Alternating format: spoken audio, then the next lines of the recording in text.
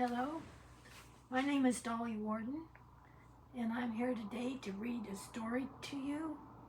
The story is called I'm in Charge of Celebrations, and it's from a children's book, this children's book that I'll be reading. It is by Byrd, Baylor, and the pictures are by Peter Parnell. It takes place in the desert. Let's see what it's like.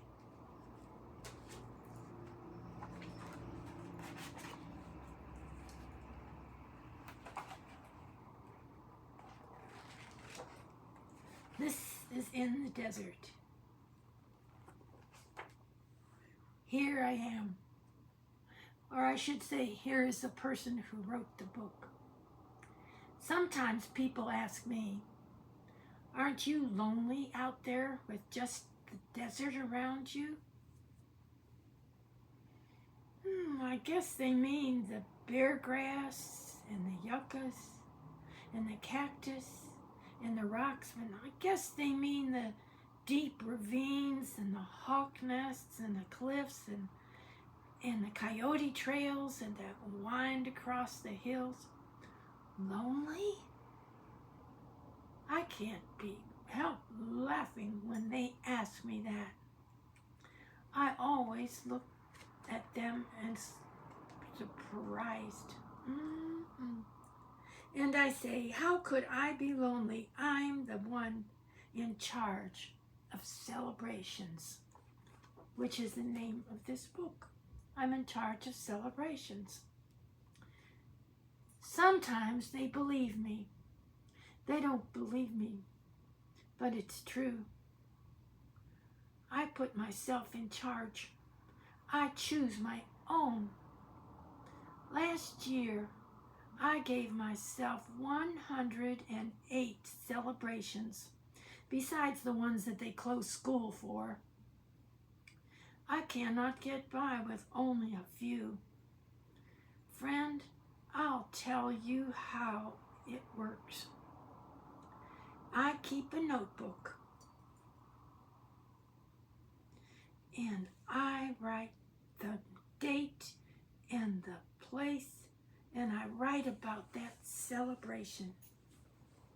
I'm very choosy over what goes in that book. It has to be something I plan to remember for the rest of my life.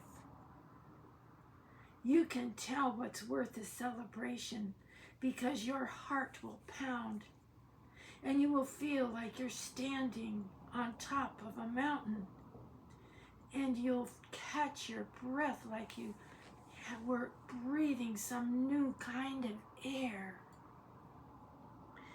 Otherwise, I couldn't have an average day. I could have an average day. I was choosy. Friend, I wish you'd been here the Dust Devil Day.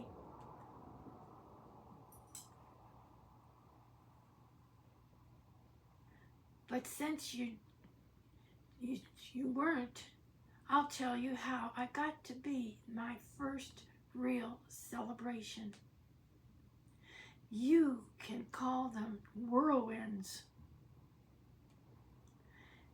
if you want to. Me, I think of them as dust devils. That has to be a better sound. Well, anyway, I always stop to watch them. Here, everyone does.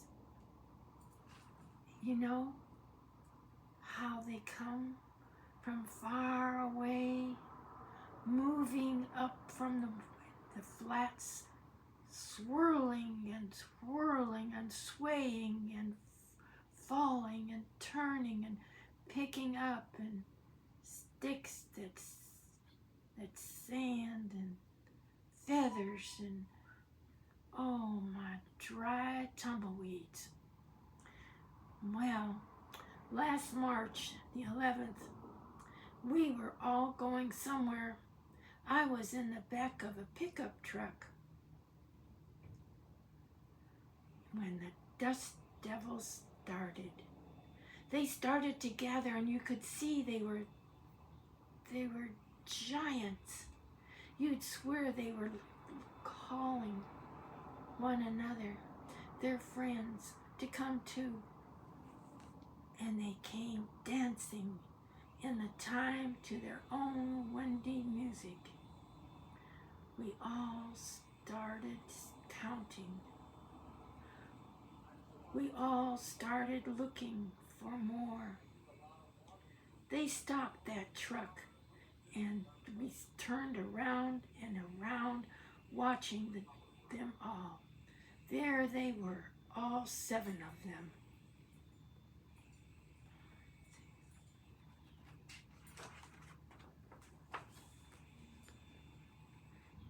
At a time like that, some kind of crazy in you. You have to run to meet them, yelling all the way. You have to whirl around like you were one of them, and you can't stop until you're falling down. And then all day you think how lucky you were to be there. Some of my best celebrations are sudden surprises like that. If you weren't outside at that very exact moment, you would have missed it. You would have missed and I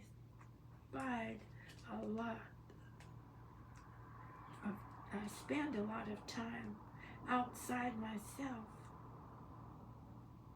looking for all around.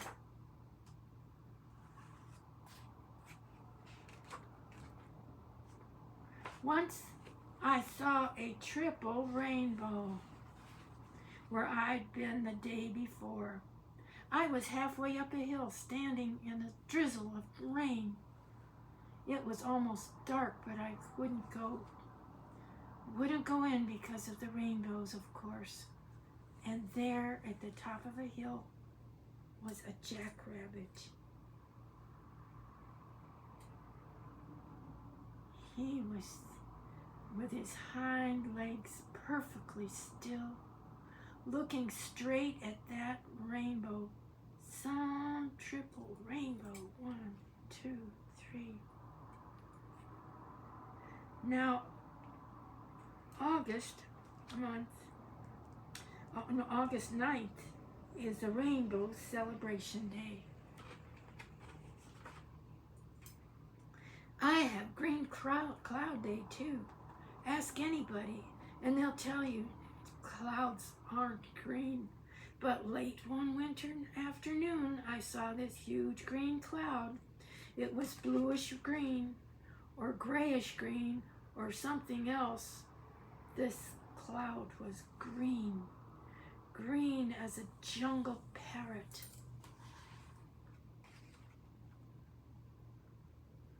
And the strange thing about this was that it began to take on a parrot's shape. First, this wings, and then the head, and the beak, and high in the winter sky, that green bird flew. It couldn't last more than a minute. You know how fast a cloud can change, but I still remember how it looked. So I celebrate Green Cloud Day on February 6th. At times like that, I always think, what if I'd missed it? What if I'd been in the house? Or what if I'd looked when I did, wouldn't have looked when I did? You can see that I'm very lucky about things like that.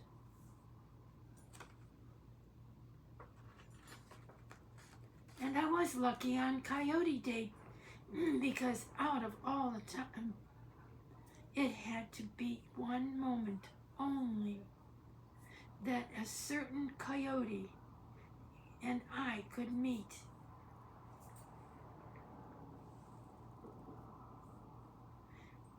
And we did.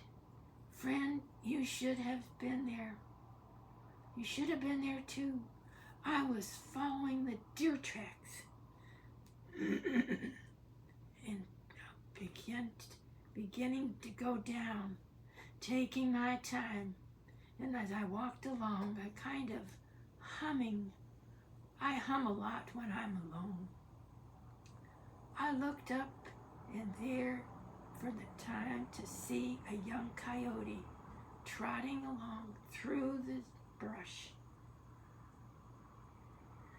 She crossed in front of me. It was a windy day, and she was going east.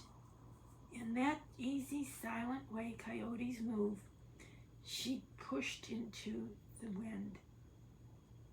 I stood there, hardly breathing, wishing I could move that way.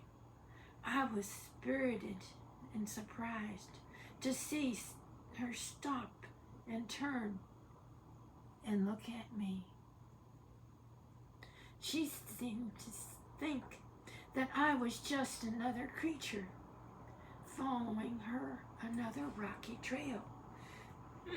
That's true, of course. She didn't hurry. She wasn't afraid. I saw her eyes, and she saw mine. That look held us together.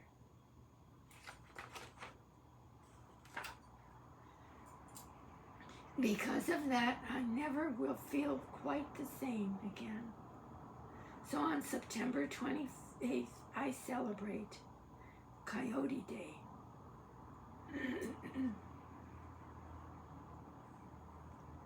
Here's what I do. I walk the trail I walked that day, and I hum softly as I go. Finally, I unwrap the feast I brought for her. Last time it was 3 apples and some pumpkin seeds and an ear of corn and some homemade ginger cookies. The next day I happened to pass that way again. Coyote tracks.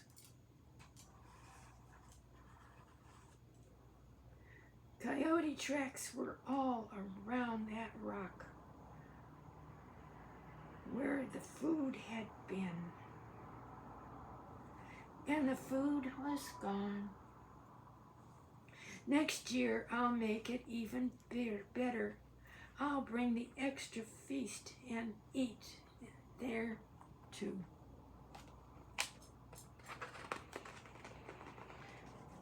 Another one of my greatest of all celebrations is called the Time of the Falling Stars. It lasts almost a week in the middle of August, and I was wait the whole year for those hot summer nights when the sky goes wild. You can call them meteor showers if you want to, but me, I like to say they're falling stars. All the week, I sleep outside. I give my full attention to the sky, and every time I struck a light goes shooting through the night, through the darkness. I feel my heart shoot up out of me. One night I saw a fireball that left a long, red, blazing trail across the sky. You can call them meteor showers if you want to, but me, I like to call them falling stars. All that week I sleep outside. I give my full attention to the sky. And every time a streak of light goes shooting through the night, through the darkness, I feel my heart shoot out of me. One night I saw a fireball that was long, red, blazing trail across the sky. After it was gone, I stood there looking up, not quite believing what I'd seen. The strange thing was I met a man who told me that he had seen it too while he was lying on a campfire 500 miles away. He said he did not sleep again that night, and suddenly it seemed that we were two spoke a language no one else could understand. Every August of my life, I'll think of that. Friend, I've saved the New Year's celebration until last. Mine is very little different from the one that most people have when it comes in the springtime. To tell the truth, I never did feel like my New Year started January 1st. To me, that's just another winter day. I let my year begin when the winter ends and the morning light comes earlier the way it should. That's when I feel like starting anew. I wait until the white-winged doves come back. They come back from Mexico, and the wildlife flowers cover the earth. This and the favorite cactus blooming. It always makes me think I ought to go bloom myself.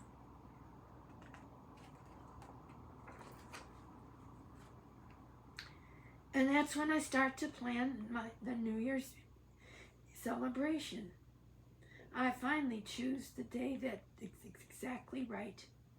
Even the air has to be just perfect, and the dirt has to feel just good and warm on my feet, my bare feet, that is. Usually, it's a Saturday around the end of April. There she is in the bare feet. I have a drum, and I beat it to signal that day. Then I go wandering off, following all of my favorite trails to all of my favorite places. I check how everything is doing. I spend the day admiring things. If the old desert tortoise is out, I know from last year it is strolling around, then it'll go in the direction that I celebrate. And ravens and lizards and quail and friend, it's not a bad party. Walking back home, kind of humming. Sometimes I think about all those people who ask me if I get lonely. I have to laugh out loud.